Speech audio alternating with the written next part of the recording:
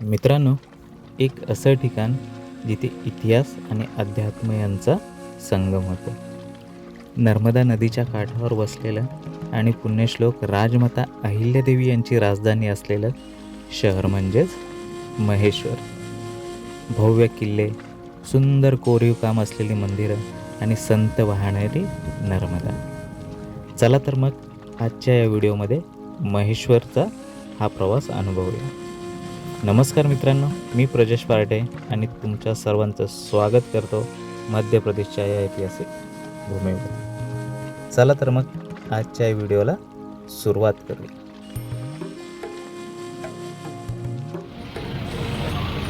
मित्रांनो, मी आता इंदोरमध्ये आणि तुम्हाला मी आता एक हे दाखवतो आहे. बघा, ही पिवळी बस आहे ना, याच्या मागे छत्रपती शिवाजी महाराजांची मूर्ती आहे. आता सिग्नलला उभा आहे त्यामुळे दिसणार नाही, पण मला एकदा तुम्हाला दाखवायचीच आहे. बघा, भगवा झेंडा आणि ते बघा स्मारक दिसतंय ना, त्याच्या मागे महाराजांचं स्मारक उभं केलं. या पिवळ्या गाडीच्या मागे चौक आहे.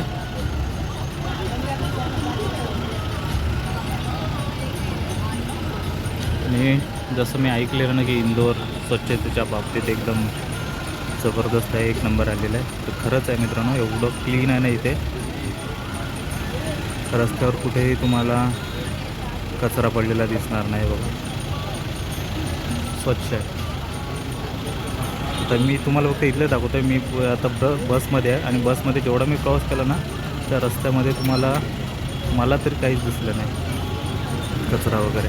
हा झाडाचा पाला वगैरे सुकला की तो पडतोच खाली, पण ते सुद्धा ठेवत नाही. असं आहे बघा. मला ती पिवळी बस आहे ना, तिच्या अगोदर आपली बस निघाली पाहिजे तरच दिसेल. हे बघा, जय शिवराय मित्रांनो. हे बघा, राजमुद्रासुद्धा इथे काढले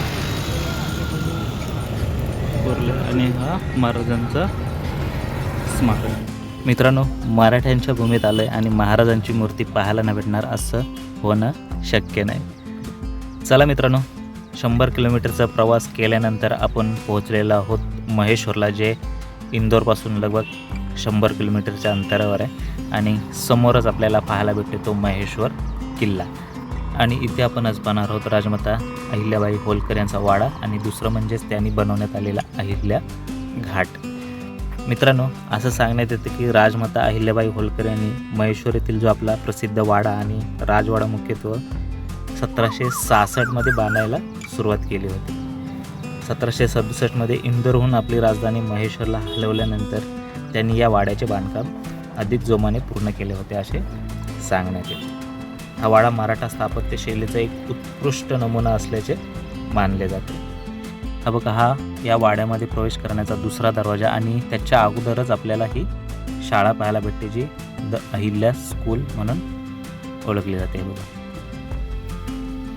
जो मुख्य दरवाजा होता आपण बाहेर पाहिलेला, त्याच्या आतमध्ये आल्यानंतर आपल्याला ही शाळा पाहायला भेटेल. आणि वाडा जर पाहायचा असेल तर आपल्याला दुसऱ्या दरवाजातून अजून आतमध्ये जावं लागतं. हे बघा, श्री अहिल्याबाई होलकर. आणि हा समोर दिसतोय तो आहे वाडा. मित्रांनो, असं सांगितलं जातं की हे केवळ त्यांचे निवासस्थान नव्हते, तर येथूनच त्या आपला राजकारभार चालवत असत. तुम्ही वाडा पाहिलात ना, तर तुम्ही मानूच शकत नाही की हा एका महान राणीचा वाडा आहे. मित्रांनो, एका महान राणीचा वाडा असूनही अहिल्याबाईंच्या स्वभावाप्रमाणे या वाड्यात विलासी थाटापेक्षा साधेपणा आणि आध्यात्मिक वातावरणाला अधिक महत्त्व देण्यात आले होते. मित्रांनो, आज हा वाडा पर्यटकांसाठी एक मोठे आकर्षण असून तिथे अहिल्याबाईंच्या काळातील वस्तू आणि साधेपणा आजही अनुभवता येतो. मित्रांनो, तसं म्हटलं तर महेश्वरला हजारो वर्षाचा इतिहास आहे, पण या शहराला खरं सुवर्णयुग मिळालं ते म्हणजेच 18व्या शतकात. राणी अहिल्यादेवी होलकर यांनी या शहराला म्हणजेच महेश्वरला आपली राजधानी केली. त्याच्या अगोदर इंदोर ही राजधानी होती आणि त्यांनी इथे फक्त राजवाडाच नाही तर अनेक मंदिरं आणि घाटसुद्धा बांधले. आणि आजही इथल्या हवेत त्या काळातील वैभव जाणवतो. एक अशी राणी जिने शस्त्रापेक्षा शास्त्राला आणि न्यायाला प्राधान्य दिले. हा राजवाडा त्यांच्या साधेपणाचा आणि विद्वत्तेचा एक साक्षीदार आहे. चला मित्रांनो, आता वाड्यामध्ये प्रवेश करूया. मित्रांनो, वाड्यामध्ये अशा भरपूर काही वस्तू आहेत जे त्यावेळी वापरण्यात आल्या होत्या. बघा वरती लिहिलं आहे महेश्वर राजवाडा, प्राप्ती सन 1733 आणि 1766.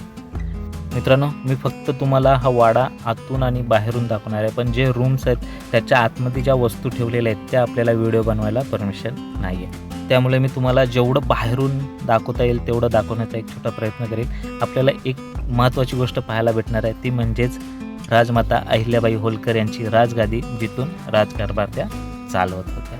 हे बघा, जेवढे होलकर घराण्याचे राजे होऊन गेले त्यांचे संपूर्ण इथे नाव आणि माहिती देण्यात आले. मल्हारराव होलकर श्रीमंत मालेराव होलकर, महाराणी देवी अहिल्याबाई होलकर आणि इथे सुद्धा आहे ते बघा श्रीमंत काशीराव होलकर, श्रीमंत यशवंतराव होलकर, असे जेवढे राजे होऊन गेले, सरदार होऊन गेले त्यांचे सर्वांचे फोटो इथे आणि जन्मतारीख लिहिण्यात आहे. आणि हीच ती गादी इथून राजकारभार चालवण्यात येतो. एवढंच आपल्याला वाड्यामध्ये पाहायला भेटणार आहे आणि पुढे गेल्यानंतर जेवढ्या वस्तू वगैरे होत्या त्यांना दाखवण्यास परमिशन नाही. बघा राजगादी आणि तिथेच समोर तुम्हाला महाराणी राजमाता अहिल्याबाई होलकरांची मूर्ती पाहायला भेटते. वाड्यामध्ये अशा भरपूर वस्तू आहेत ज्या तुम्हाला मी आता व्हिडिओमध्ये दाखवू शकत नाही. पहिलं म्हणजे शिवलिंग आहेत भरपूर, दुसरं म्हणजे देवघर आहे, त्याच्या आतमध्ये ज्या सोन्याच्या वस्तू बनवण्यात आल्या होत्या त्यासुद्धा आपल्याला इथे पाहायला भेटणार. ते पण मी तुम्हाला व्हिडिओमध्ये दाखवू शकत नाही. ही वाड्याबाहेरची तोफ जी वाड्यामध्ये प्रवेश करण्या अगोदरच आपल्याला पाहायला भेटते, पण मी तुम्हाला आता दाखवतोय शेवटला. चला मित्रांनो, आता आपण निघणार आहोत घाटावरती, जे वाड्याच्या समोरच्याच बाजूला बनवण्यात आलं. हे बघा, हा वाडा आहे आणि त्याच्याच समोरच्या बाजूला हा दरवाजा. हा उतरून गेल्यानंतर आपल्याला महेश्वर किंवा अहिल्या घाट पाहायला भेटतो, जिथे आपल्याला महेश्वर मंदिर आणि दुसरं म्हणजे अहिल्याबाई होलकरांची समाधीसुद्धा आपल्याला पाहायला भेटेल. मित्रांनो, महेश्वर मंदिर म्हणजेच दगडात कोरलेली काव्य. प्रत्येक खांबात, प्रत्येक मूर्तीत एक गाथा लपलेली आहे. मराठा आणि मालवा स्थापत्य शैलीचा हे अप्रतिम संगम आहे असं सांगण्यात येतं. महेश्वर फक्त फिरण्याचे ठिकाण नाही, तर ते स्वतःला भेटण्याचे एक ठिकाण आहे. इथे इतिहास बोलतो आणि नर्मदा नदी गाते असं तुम्हाला जाणवेल. मित्रांनो, अहिल्याबाई होलकरांनी महेश्वर घाटाचे आणि किल्ल्याचे बांधकाम मुख्यतः 1765 ते 1795च्या काळात पूर्ण केले होते असे सांगण्यात येते. विशेषतः महेश्वरचा मुख्य घाट, ज्याला अहिल्या घाटसुद्धा म्हटले जाते, याचे काम 1791च्या सुमारास पूर्ण झाले होते. जेव्हा राजधानीचे स्थलांतर झाले, म्हणजेच अहिल्याबाईंनी 1767मध्ये इंदूरहून आपली राजधानी महेश्वर येथे हलवली होती. त्यानंतर त्यांनी या शहराला आध्यात्मिक आणि सांस्कृतिक केंद्र बनवण्यासाठी मोठ्या प्रमाणावर बांधकाम हाती घेतले होते.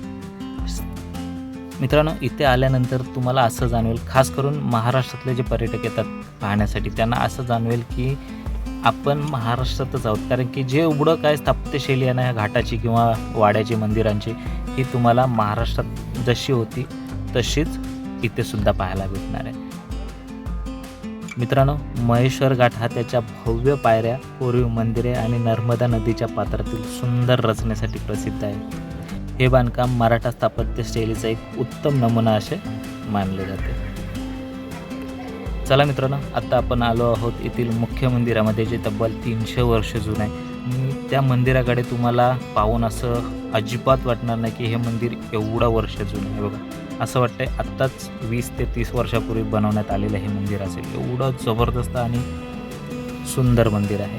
मित्रांनो, त्यावर केलेलं नक्षीकाम आणि खांब अजूनसुद्धा जसेच्या तसे दिसते, जसं की हे मंदिर आत्ताच बनवण्यात आलं आहे. हे बघा, इथे एक शिवलिंग आणि मागे राजमाता अहिल्यादेवी यांची मूर्तीसुद्धा तुम्हाला पाहायला भेटेल आणि बाजूलाच गणपतीची मूर्ती.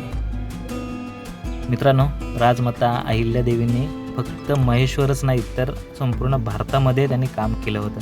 त्यातीलच काशी, गया आणि सोमनाथ इत्यादी अनेक घाट आणि मंदिरांचं जीर्णोद्धारसुद्धा त्यांनी केलं होतं. परंतु महेश्वर हे घाट आहे ना, त्यांच्या वैयक्तिक वास्तवामुळे प्रसिद्ध आहे असं सांगितलं जातं. मित्रांनो, हीच नदी जिच्या शेजारी हे महेश्वर घाट बनवण्यात आलं आहे, अहिल्या घाट बनवण्यात आलं आहे आणि ह्या नदीचं नाव आहे नर्मदा नदी. एवढं जबरदस्त मित्रांनो वाटते ना पूर्ण. आणि हे समोर तुम्हाला दिसते ना, हे नदीमध्ये एक छोटंसं मंदिर बनवण्यात आलं आहे. मित्रांनो, इथे आल्यानंतर तुम्हाला एक गोष्ट खास करून जाणवेल ती म्हणजेच हे बघा, हे जे दिवे लावण्यासाठी पूर्वी बनवण्यात यायचे आपल्या महाराष्ट्रातील मंदिरांमध्ये तुम्हाला खास करून हा खांब पाहायला भेटणार. याला काय बोलतात ते मला कमेंटमध्ये सांगा, कारण की मलासुद्धा जाणून घ्यायचं आहे की ह्या खांबाला काय बोलतात. असो, चला आता जाऊ बाहेरच्या बाजूला.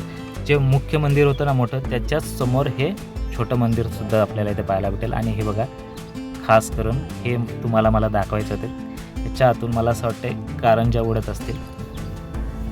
चला आता आपण या मंदिरामध्ये प्रवेश करू.